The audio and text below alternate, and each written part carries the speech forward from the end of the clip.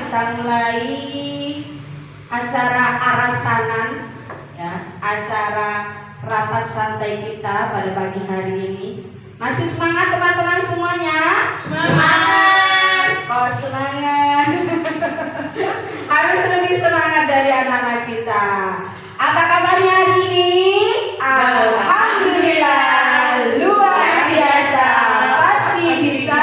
Allahu Akbar. Mana semangatmu? Ini semangatku. TK Nurul Salah, tangkas, bertakwa, berbangsa, kreatif dan cerdas. Jos. Oke, saya mulai teman-teman ya, supaya nanti tidak terlalu siang acara arasanannya kita. Baiklah, mohon izin Ibu Kepala Sekolah, saya pimpin rasanannya. Bismillahirrahmanirrahim. Assalamualaikum warahmatullahi wabarakatuh. Waalaikumsalam warahmatullahi wabarakatuh. Innal hamdalillah nahmaduhu wa nasta'inuhu wa nastaghfiruh wa na'udzu billahi min syururi anfusina wa min sayyiati a'malina may yahdihillahu fala mudilla lahu wa may yudlil fala hadiya lahu. Asyhadu an la ilaha illallah wahdahu la syarika lahu wa asyhadu anna Muhammadan 'abduhu wa rasuluhu amma ba'd. Yang terhormat Ibu Kepala TK Nurul Salah, Ibu Musyarafah SPD, dan yang kami hormati teman-temanku, guru-guru hebat TK Nurul Salah yang selalu saya sayangi. Pertama-tama marilah kita panjatkan puja dan puji syukur kita kehadirat Allah Subhanahu wa Ta'ala yang telah memberikan rahmat, nikmat serta hidayahnya sehingga kita dapat bermuajahah ya dalam rapat santai kita pada pagi hari ini dalam keadaan sehat walafiat. Salawat serta salam tetap terlimpahkan kepada junjungan kita Nabi besar Muhammad Sallallahu Alaihi Wasallam yang selalu senantiasa kita nantikan syafaatnya kelak di yaumil qiyamah. Amin amin. Baiklah, acara ini adalah kita sebagai bahan diskusi kita, yaitu tentang sebenarnya tugas aksi nyata saya, tetapi ini nanti juga bisa menjadi program sekolah kita yang baru untuk tahun ajaran ke depan. Nah, jadi kita hari ini akan membicarakan materi kita, rasanan kita hari ini tentang budaya positif. Tapi sebelum itu, untuk memperlancar acara kita hari ini supaya lebih berkah, mari kita buka acara ini dengan pembacaan basmalah bersama-sama. Bismillahirrahmanirrahim. Baiklah, untuk lebih melengkapi lagi kegiatan kita hari ini, saya minta untuk kepala sekolah tercinta memberikan sambutannya sepatah dua kata pada kegiatan hari ini. Kepada Ibu Musyarafah SPD, disilahkan.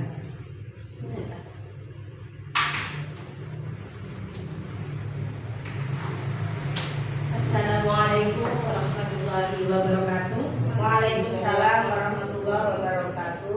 Alhamdulillahirabbil alamin. Assalatu wassalamu ala asrofil anbiya'i wal mursalin sayyidina Muhammadin wa ala alihi wa sahbihi ajma'in. Amma ba'd.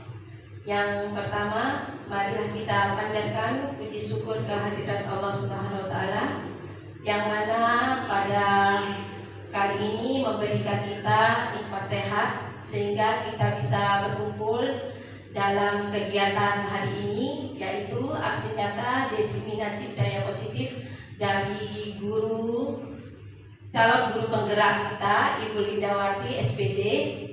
Dan tak lupa pula serta sholawat serta salam semoga selalu tercurahkan pada junjungan Nabi besar kita Nabi Muhammad Sallallahu Alaihi Wasallam.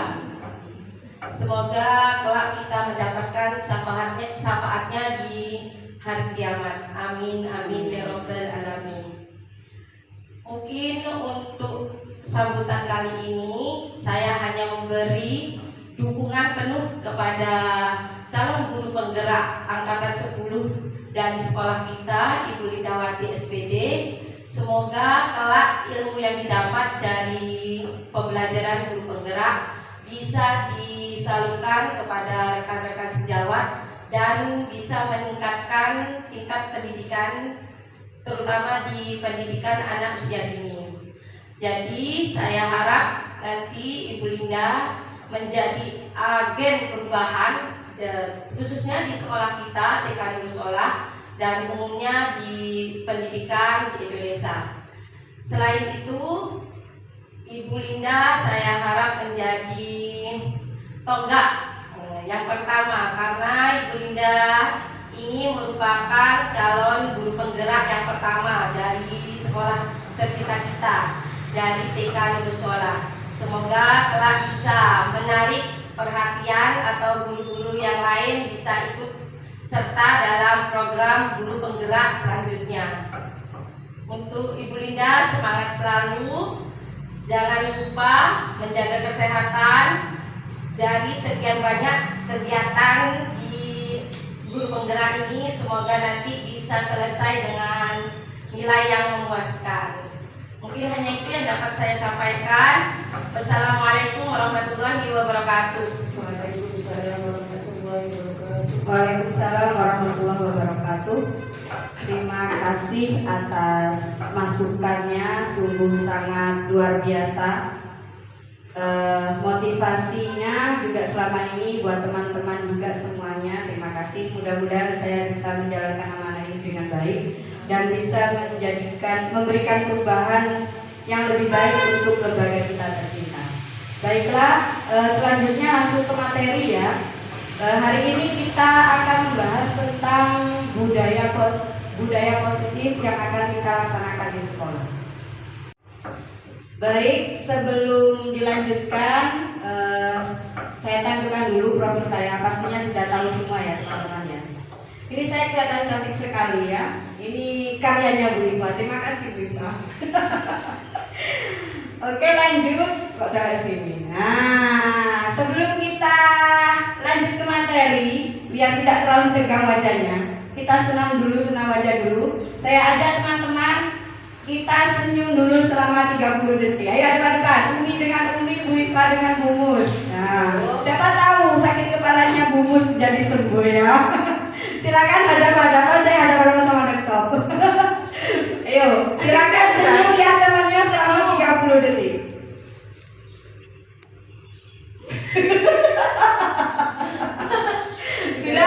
Sudah. Bagaimana yang dirasakan? Pastinya melihat wajah temannya yang bikin tertawa. Oke, kita lanjut next. Nah, jadi sebelum kita lebih dalam lagi kita tentang budaya positif, saya sekarang akan mengajak teman-teman nih tentang kesepakatan forum diseminasi ini. Jadi kalau kita di kelas, kita membuat dengan anak-anak kita kan tentang keyakinan kelas nih. Apakah anak-anak boleh tidur-tiduran atau buang sampah sembarangan, jaga kebersihan. Kita sepakati dulu forum kita ini sebelum melaksanakan apa yang kita sepakati dalam forum diseminasi ini. Menghargai, contohnya menghargai siapapun, kemudian menjadi pendengar yang baik. Barangkali ada masukan yang lainnya? Bumus? Memberikan kesempatan kepada yang lain. Boleh memberikan kesempatan kepada yang lain untuk berpendapat. Ya, kita ada yang jadi notulen, bantu saya ya. Bu Ipa, makasih Bu Ipa ya. Jadi memberikan kesempatan buat teman kita untuk berpendapat. Kemudian apa lagi? Umi? Ada masukan mungkin? Apa lagi? Ya, menghargai siapapun juga masuk, menjadi pendengar yang baik. Kemudian mungkin tetap jaga kebersihan ya. Kita kondisinya bersih, nanti pulangnya juga dalam keadaan bersih. Kemudian ketika rapat kondisi forum agar tetap gak licin. Oh gitu, jadi tidak bicara sendiri, tidak ngobrol sendiri. Apalagi kita cuma sedikit ini ya. Kelihatan mana yang bicara. Iya, kelihatan banget. Oke, lanjut ya. Sudah Bu Ipa? Oke, next. Nah, jadi seorang guru yang baik itu harus memiliki kemampuan dalam mewujudkan budaya positif di sekolah. Jadi sebelum kita menerapkan budaya positif ke anak-anak, tentunya kita sebagai guru lah dulu yang harus memulainya. Dan budaya positif tersebut dapat dijalinkan dengan menerapkan konsep-konsep intinya, yaitu antara lain disiplin positif, kemudian motivasi perilaku manusia, ada keyakinan sekolah atau kelas, seperti yang tadi saya sampaikan. Kemudian ada kebutuhan dasar manusia, posisi kontrol restitusi, dan segitiga restitusi. Tentunya teman-teman pasti membayangkan apa ini makanan apa gitu ya. Jadi supaya kita lebih tahu, ini masih bahannya, kita belum tahu nanti menunya akan jadi apa. Yuk lanjut sekarang tentang budaya positif. Jadi sebelum kita lanjut apa itu budaya positif, saya ingin tahu kira-kira dari teman-teman ada nggak bayangan budaya positif itu kira-kira seperti apa nih? Ya nih, budaya positif menurut Umi apa? Kebiasaan yang bernilai positif. Ya, kebiasaan baik, akhlak tentunya ya Umi ya. Terus ada lagi? Sudah? Oke, yuk kita cari tahu. Nah, jadi salah satunya adalah tadi disiplin positif. Jadi disiplin positif itu merupakan suatu cara penerapan disiplin yang mengajarkan anak-anak kita itu bertanggung jawab dan menumbuhkan kesadaran diri berdasarkan nilai-nilai kebajikan. Lalu selain itu, disiplin positif juga dapat membuat murid memahami dan menyadari berdasarkan motivasi internal dari diri kita, dari dalam, bukan akibat paksaan. Jadi disiplin yang mereka lakukan itu bukan karena paksaan, kemudian bukan karena pujian ataupun karena hukuman. Jadi kebanyakan kan kalau anak-anak kita itu nih nurut ke kita itu karena takut kan ya, takut kena jewer, takut kena dibentak atau apa. Nah, pinginnya kita budaya positifnya, disiplin positif yang kita tanamkan itu nantinya itu akan keluar dari diri anak kita sendiri gitu.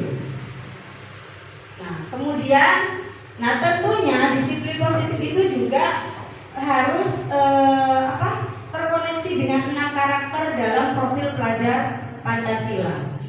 Apalagi sekarang kurikulum merdeka ya, kita sudah diajarkan tentang beriman, bertakwa kepada Tuhan Yang Maha Esa, kemudian mandiri, berkebinekaan global, bergotong royong, kreatif, dan bernalar kritis. Ingat gak? Ini itu ada di dimensinya P5. Jadi ada 6 dimensinya P5. Itu kalau di intrakurikuler itu kan dimensinya ada 3 ya, nilai agama dan budi pekerti, kemudian ada jati diri, kemudian ada literasi dan STEAM. Kalau di P5 kan ada ini. Nah, itu disiplin positifnya itu kalau bisa berkesinambungan dengan 6 karakter yang ada di profil pelajar Pancasila, yang nantinya itu akan mendarah daging ke anak kita. Jadi bukan karena mereka itu paksaan, nanti karena kalau paksaan besoknya diulang lagi, besoknya diulang lagi, kadang di rumah juga akan tetap seperti itu. Tetapi kalau mereka itu disiplin positifnya, budaya positif yang kita tanamkan itu memang benar dari hati, terkadang anak-anak itu nyampe di rumah, kadang seperti ini. Misalkan ibunya marah-marah nih ya, kebanyakan.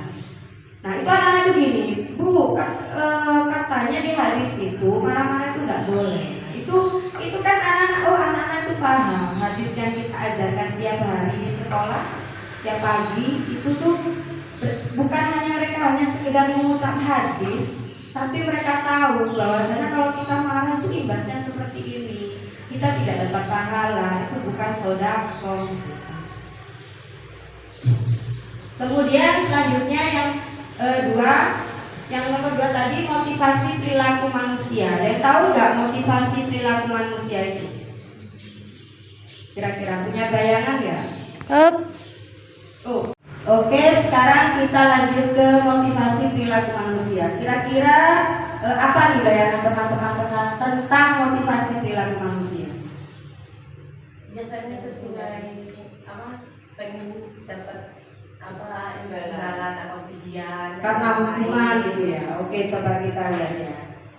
Jadi ya salah satunya motivasi ini bisa bersifat eksternal ya, jadi untuk menghindari ketidaknyamanan atau hukuman ya. Kemudian untuk mendapatkan imbalan tadi, penghargaan dari orang lain hanya karena dikasih permen, ayo yang tertib nanti dapat permen. Nah kadang kan kalau gitu kita ya, ayo yang tertib nanti pulang duluan. Nah kita sering seperti itu sebagai guru. Apalagi anak TK itu memang seorang guru TK itu harus selalu sering-sering mengingatkan. Jadi guru TK itu tidak boleh bosan untuk mengingatkan anak-anak kita. Beda sama ngajari anak-anak sudah usia besar ya. Kalau anak TK itu apa ya, kayak istiqomah gitu loh ngasih tahunya itu.